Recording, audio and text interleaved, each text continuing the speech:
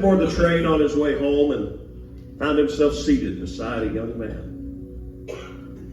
For lack of anything better to do, he began to strike up a conversation with the young man about the weather or just things in general. When he noticed he didn't receive a response, he turned and he saw that the young man had tears streaming down his face. The preacher said, "Son, I'm a minister. Anything that I can do to help you, please don't hesitate to ask." Well, the young man, through his tears, began to tell the preacher this story. He said, "Preacher, about 2 years ago, I got so mean at home that I went so far as to strike my father with my fist. At which point, he said, 'Son, we're going to have to ask you to leave home. We can't do anything else with you. You're breaking your mom's heart. You're going to need to leave.' Preacher, I wandered all across this country for the last 2 years and never could seem to find what I was looking for, but about 2 weeks ago, I gave my heart and life to Jesus. And I wrote my mom and dad a letter. I told them what had happened in my life and told them that I would be aboard this train and that I was headed home."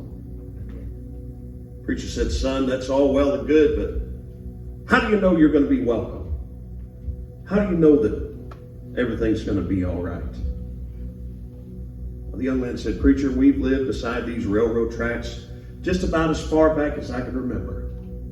And out in the backyard is a great big old apple tree.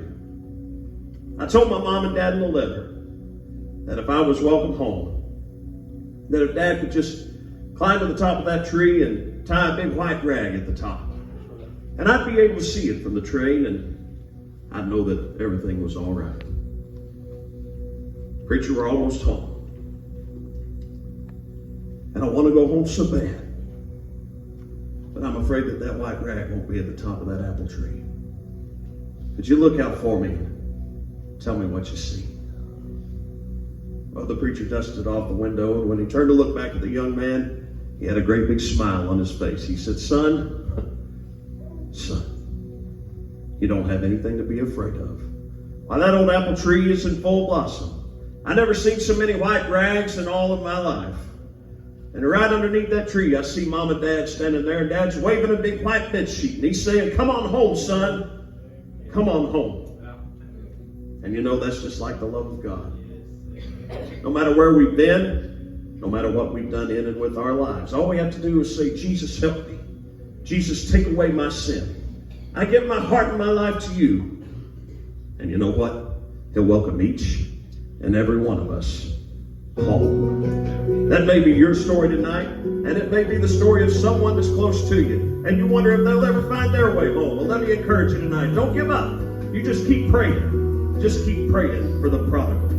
You bow your head time and again, hope that God's still listening. Tears you've asked for, bringing back, yet the wandering ones so far from that. Grace has never known a hopeless cause. Unceasing pleading moves the heart of God. Keep praying for the prodigal.